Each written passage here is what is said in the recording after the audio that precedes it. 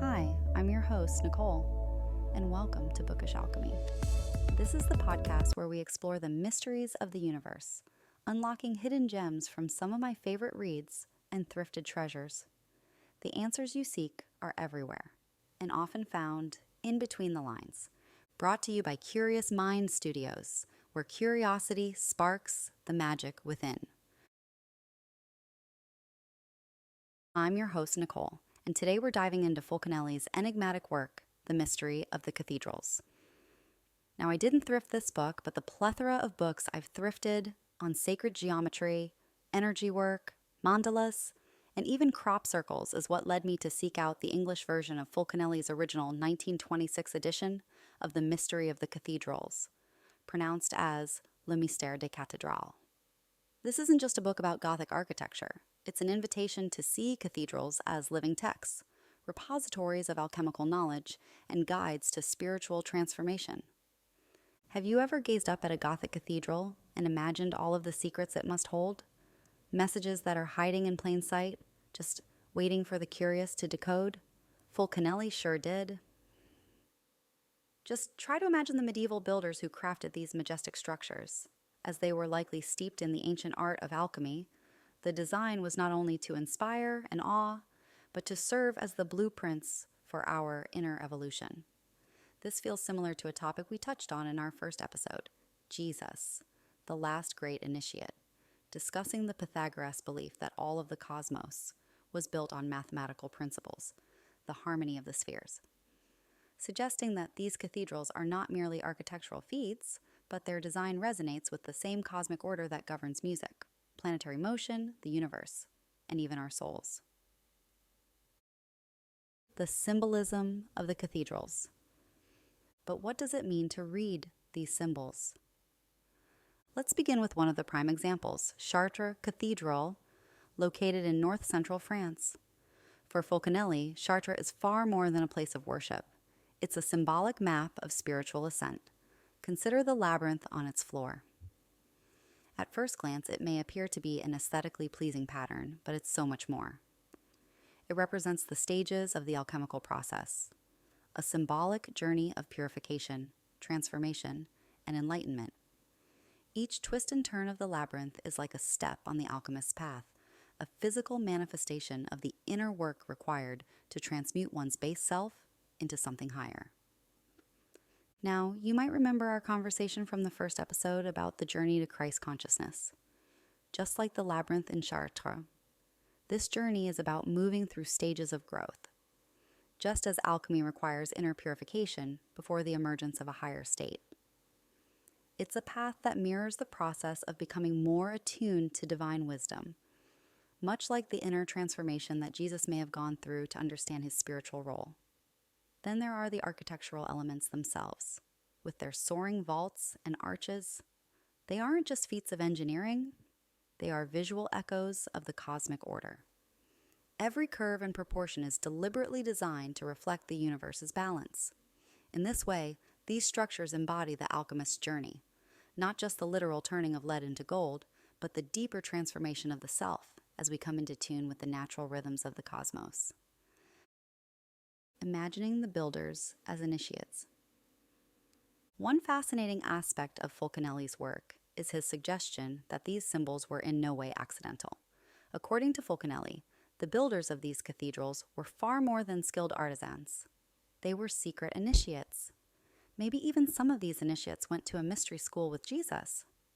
The medieval architects and stonemasons formed a kind of secret society, a lineage of initiates who passed down their esoteric knowledge through apprenticeships and oral traditions. They may have even met in secret catacombs, since they couldn't discuss their craft openly. But their legacy is embedded in the very fabric of these awe-inspiring structures. They encoded their alchemical principles into every carving, sculpture, and pane of stained glass. So simply walking through a Gothic cathedral is an act that resonates with a deeper truth of how the cosmos are truly reflected within ourselves and the world around us. From gargoyles that seem to guard hidden portals to the intricate design of the rose windows, all of these symbols form a secret language. On one level, they captivate the casual observer with their grandeur, and on another, they offer a coded guide for the ultra-curious that are willing to learn this ancient language of transformation. So why such secrecy? In medieval times, openly discussing alchemy was risky business. These master builders knew that their wisdom was powerful, but dangerous if misunderstood. So they embedded it in a language of metaphors, in a language that speaks of the union of opposites, the process of purification, and the quest for the elusive philosopher's stone. And while many think of the philosopher's stone as a material substance, Fulcanelli reminds us that its true meaning lies in the inner transformation, a profound shift in consciousness towards spiritual perfection. The wider symbolism.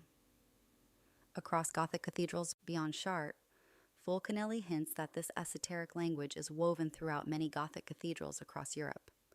Rheims, Bourges, and even elements of Notre Dame contribute to a vast, interconnected tapestry of symbolic knowledge. Imagine each cathedral as a chapter in a grand, secret epic, each building contributing its unique verse to a dialogue written in stone, a dialogue that spans centuries and cultures. Isn't that just fascinating? Now, how do we begin to decipher these books in stone? The first step is to be a curious observer. Take the time to look and relish in the details of these masterpieces whenever you have the opportunity to. Notice the recurring symbols, the deliberate placement of the labyrinth, the interplay of light and dark through the stained glass, the dualities often portrayed in the sculptures, the creation and destruction, and the union of opposites, themes that are central to alchemy and mirror the constant process of transformation in life. Understand that every single design was a deliberate choice and meant to convey deeper meaning. It's like learning a new language, where the vocabulary consists of alchemical imagery, and the grammar is embedded in the very structure of the building. Remember, too, that the beauty of this journey is in its open-ended nature. There isn't a single, correct interpretation handed down from on high. It's about having a dialogue with the past that enriches our understanding of art, history, and ourselves. These cathedrals are not static monuments. They are living texts that invite us to peel back layer after layer of meaning. They are like an onion, as most mysteries of the occult are, each layer revealing more of the mystery and inviting us to look deeper. As we extend this conversation further, consider the idea that alchemy is not just about turning lead into gold in the literal sense. It's a metaphor for the transformation of the self, a journey toward enlightenment and self-realization. The alchemical process, with its stages often described as nigredo, darkening, albedo, whitening, and rubedo, reddening, mirrors our own internal evolution. Each stage represents a necessary transformation: the breaking down of the old self, the purification of the spirit, and finally, the emergence of a higher, more refined state of being. When you stand before a cathedral like Chartres, you're not merely admiring its physical beauty. You're witnessing a living guide, a map of this alchemical process that reflects the journey of every soul. The soaring arches remind us of our aspiration to rise above the mundane, while the intricate carvings invite us to look beyond the surface, urging us to seek a deeper understanding of our own inner architecture. Fulcanelli didn't hand us a step-by-step manual. Rather, he offered us a key, a way of looking at the world that invites each of us to explore our own inner landscapes. When you walk through a cathedral, let yourself wonder, what story are these stones trying to tell me? How do these ancient symbols mirror my own journey? It's a process of inquiry, one that is as much about personal transformation as it is about deciphering historical mysteries. Now let's talk about the power of symbolism in everyday life. Imagine applying this alchemical lens not just to cathedrals, but to the world around you. What if every building, every work of art, every natural formation held a secret message, waiting to be deciphered? Fulcanelli's work challenges us to cultivate a sensitivity to these hidden languages, to develop our intuition, and to trust that the world is full of clues if we only take the time to look. In many ways, these cathedrals are like great teacher texts. They don't provide all the answers outright. Instead, they encourage us to engage in an ongoing process of discovery, much like a lifelong apprenticeship in the art of living. The journey of decoding these mysteries is not about finding a one-size-fits-all solution, but about nurturing a mindset that is curious, reflective, and ever open to new insights. Just like discussed in our first episode, the teachings we find in sacred texts and ancient knowledge are not only about external facts, they are a guide for our inner transformation. The same way cathedrals offer spiritual guidance through their symbols, the wisdom Jesus was trying to teach also directs us toward understanding our higher purpose. Both of these offer us a map to follow for our own spiritual journey, showing us how to align with universal truths. As I wrap up this extended deep dive into Fulcanelli's The Mystery of the Cathedrals, I invite you to see the world with fresh eyes. Next time you find yourself before a grand cathedral, a historical monument, or even a quiet corner in nature, search for those hidden patterns and secret codes that are embedded in the fabric of reality. The world is a vast book waiting to be read, and each of us holds the key to unlocking its mysteries. Thank you for joining me on this exploration of the mystery of the cathedrals. If today's episode inspired you, please feel free to share the magic, subscribe, and leave a review to keep the conversation going.